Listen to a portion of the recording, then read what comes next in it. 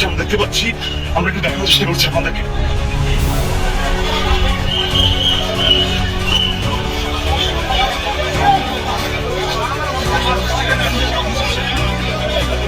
দেখতে পাচ্ছি এখানে ডিসি রমজানের ডিসি মাসুদ আলম তিনি এখানে এসেছেন।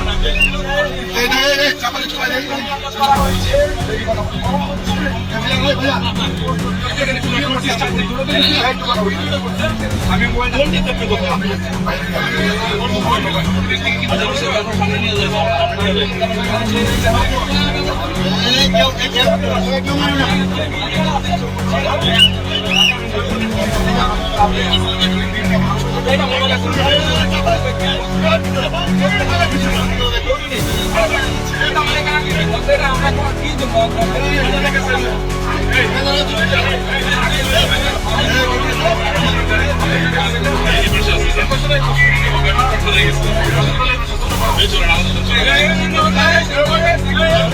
দেখতে পাচ্ছি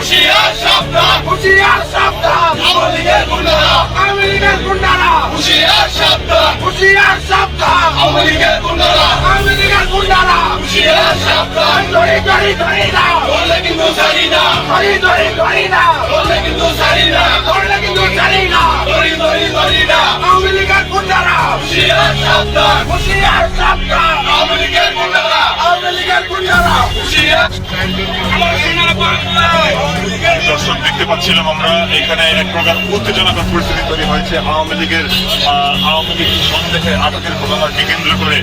আমরা দেখার চেষ্টা করছিলাম এই মুহূর্তে 3 জনকে কিন্তু আটক করা হয়েছিল পুলিশের।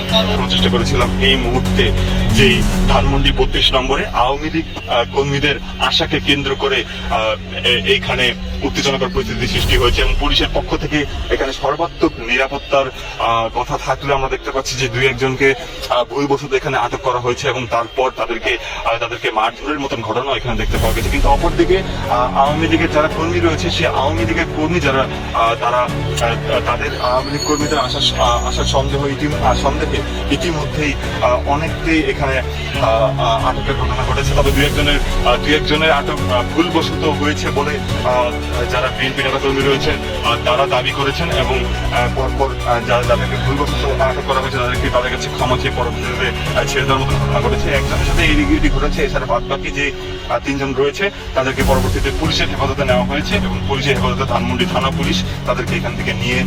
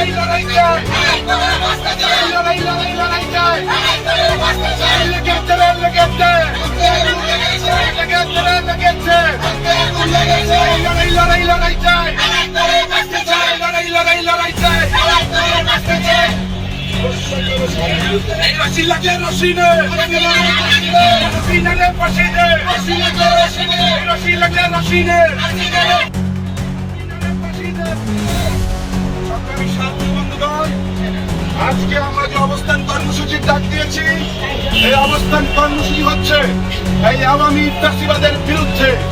আমরা স্পষ্টভাবে বলে দিতে চাই,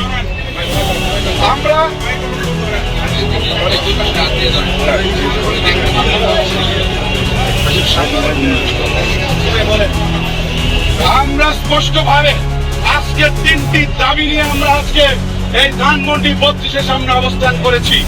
ধানমন্ডি 32 করে 30,000 চাষের নেতা কর্মীদেরকে খুন করা হয়েছিল। সুতরাং স্পষ্টভাবে আমরা বলতে চাই, এই তরুণ প্রজন্ম সেই খুনে, সেই শেখ মুজিবের মরণোত্তর বিচার দাবি করছে। আমাদের আরেকটি দাবি হচ্ছে, আপনারা জানেন এই খুনি হাসিনা যত সব মানুষকে খুন করেছে, আবার তিনি 30,000 মানুষকে আহত এবং পঙ্গুত্ব বরণ করেছে। সেই জায়গায় আমরা বলতে চাই, এই 24-এর গণঅভ্যুত্থানের যে ইতিহাস, সেই ইতিহাস এবং খুনি হাসিনার যে নির্মম হত্যা, পাশাপাশি এই বাংলাদেশ সরকারকে, বর্তমান ইন্টারিম গভর্নমেন্টকে, এই খুনি হাসিনাকে বাংলাদেশের ইতিহাস অন্যতম জঘন্য ব্যক্তি হিসেবে রাষ্ট্রীয়ভাবে ঘোষণা করতে হবে। রোমানিয়ার সবচাইতে নিকৃষ্ট শাসক হচ্ছে চাশেস্কু। তার নিকৃষ্ট কাজের জন্য তাকে বলা হয়। সুতরাং আমরা স্পষ্টভাবে বলে দিতে চাই, রোমানিয়ার নিকৃষ্ট শাসক যদি চাশেস্কু হয়ে থাকে, বাংলাদেশের সবচাইতে নিকৃষ্ট শাসক হচ্ছে খুনি ফ্যাসিবাদের মূল মন্ত্র নায়িকা হাসিনা। থেকে আমাদের দ্বিতীয় দফা হচ্ছে, প্রাথমিক এবং মাধ্যমিক শিক্ষা পুস্তকের মধ্যে খুনি হাসিনার ইতিহাসের বৈধতা, ইতিহাসের স্বীকৃতির প্রধান স্বরূপ আপনার প্রাথমিক এবং মাধ্যমিক শিক্ষা বইয়ের মধ্যে খুনি হাসিনার ইতিহাস এবং এই 24-এর গণঅভ্যুত্থানের ইতিহাসটা অন্তর্ভুক্ত করতে হবে।